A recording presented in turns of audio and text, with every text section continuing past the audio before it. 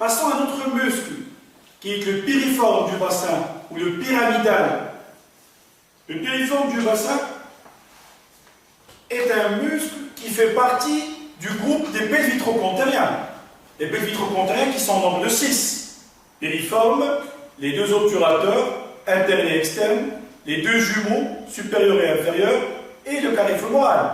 Sans oublier cette notion d'agoniste et antagoniste, cette notion de synergie qui est antagoniste entre le piriforme et le carré fémoral. À savoir que le piriforme et le carré fémoral ont tous les deux une composante de rotation latérale. La seule différence, c'est au niveau de l'adduction et de l'abduction. Le piriforme qui a une composante d'abduction et le carré fémoral qui est une composante d'adduction, vu sa disposition sur le plan anatomique. Donc on va insister aujourd'hui sur la mise en tension et l'étirement du piriforme.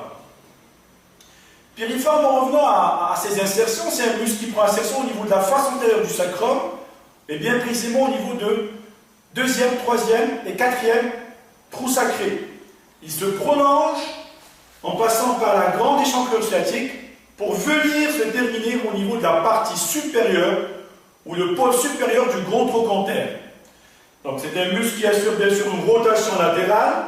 Il a aussi une composante d'abduction et une composante, légère composante de flexion de hanche. La manœuvre ou sa mise en tension se pratique sur un patient en décubitus dorsal allongé sur le dos. Le thérapeute sera positionné contralatéralement par rapport aux membres et par rapport aux muscles à étirer. On va réaliser notre manœuvre en saisissant le membre du côté de l'étirement et en le plaçant en pan, genou fléchi, par-dessus le membre opposé. Ma contreprise qui va stabiliser davantage le patient et son bassin afin d'éviter tout décollement, toute déstabilisation du patient et de son bassin sera placée, la main de contreprise sera placée bien sûr en regard de l'os iliaque du côté de l'étirement ou en regard de l'épine iliaque antéro-supérieur. Donc c'est une main qui va faire office de contreprise. Ma prise sera placée sur la face, c'est la partie latérale du genou du patient.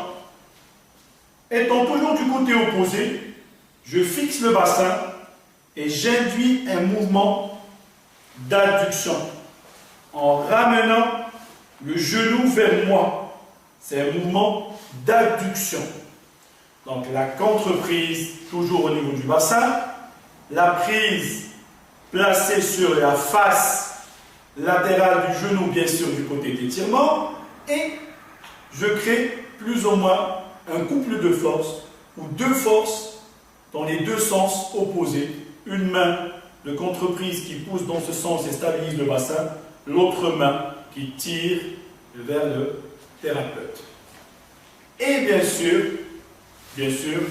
j'insiste sur la durée minimale du maintien d'étirement, en demandant bien sûr au patient d'inspirer, de prendre de l'air, de souffler progressivement, et bien sûr sans oublier ce positionnement de jambes en crochet placé par-dessus le membre opposé. Et je maintiens mon étirement en passif. Il y a même d'autres techniques qui nous permettent de bien mettre en tension et de libérer ce fameux piriforme. Ce piriforme qui est le plus souvent à l'origine de problèmes au niveau de la région fessière, vu le passage du nerf, la racine du nerf sciatique, qui va transpercer ce dernier et qui passe plutôt entre le muscle piriforme et l'obturateur interne.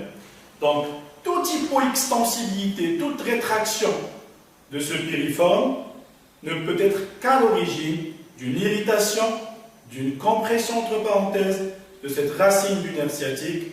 C'est ce qui va être à l'origine d'une sciatalgie ou d'une névralgie de la racine concernée du nerf sciatique. Donc,